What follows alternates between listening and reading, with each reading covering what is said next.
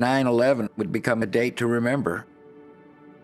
The job of a president is to protect the American people from harm. And some presidents don't need to worry about that, and some do. And it turns out I was one that did.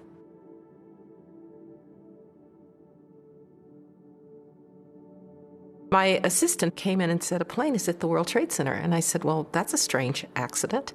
And I called the president. Initially, we thought maybe a small plane of some kind. And he said, well, keep me posted. He'd been told that a small twin-engine prop plane crashed into one of the towers of the World Trade Center. Oh, that's a horrible accident. I was concerned, but I did not think of it as a national security threat.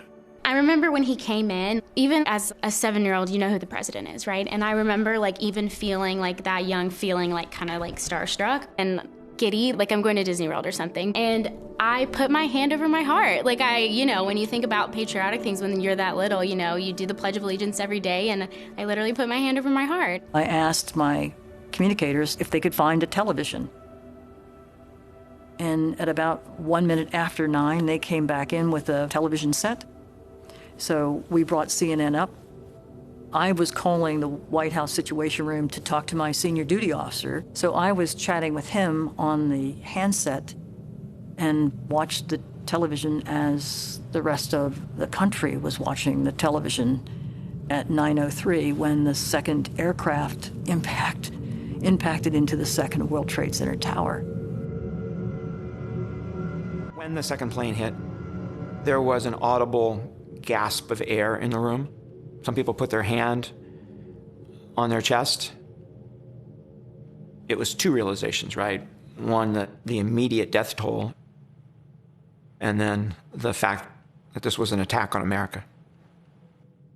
More! Yes, more. Get ready. Light. Yes, light. Get ready. It hits me as I'm standing there next to the president to the left that the president's the only one that doesn't know the second plane has hit the building.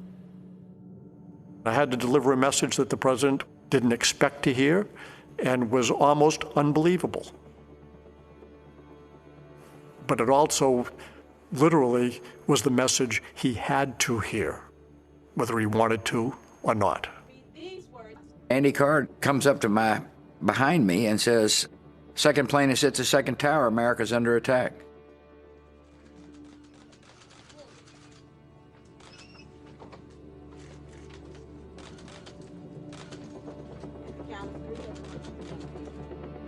And I'm watching a child read.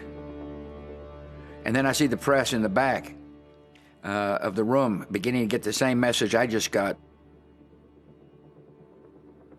And I could see the horror etched on the face of the news people who had just gotten the same news.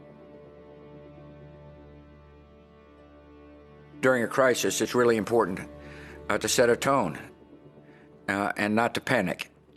And so I waited for the appropriate moment to leave the classroom. I didn't want to do anything dramatic. I didn't want to, lurch out of the chair and scare the classroom full of children. And so I waited. Try it again. Get ready for the beginning of that sentence. Get ready. She played with her boat in her house.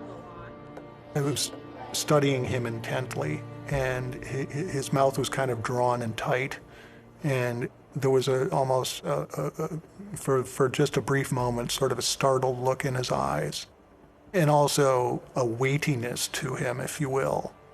I could tell he was really focused on trying to get through that event.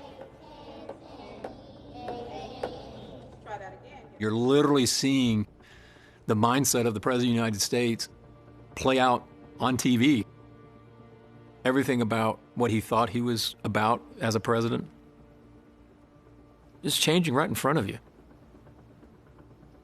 We hear about the great wartime leaders, Churchill, Roosevelt, others, days, if not weeks, to process and gird themselves for what was ahead. This is all happening in real time.